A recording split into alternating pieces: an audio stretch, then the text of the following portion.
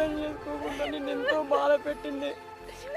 నిన్ను క్షమించనే అర్హత కూడా నాకు లేదే. నన్ను క్షమించే రజని.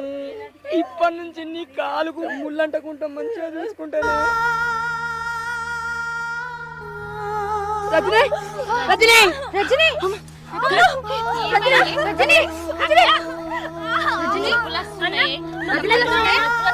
హాస్పిటల్ తీసుకోదాం పదండి.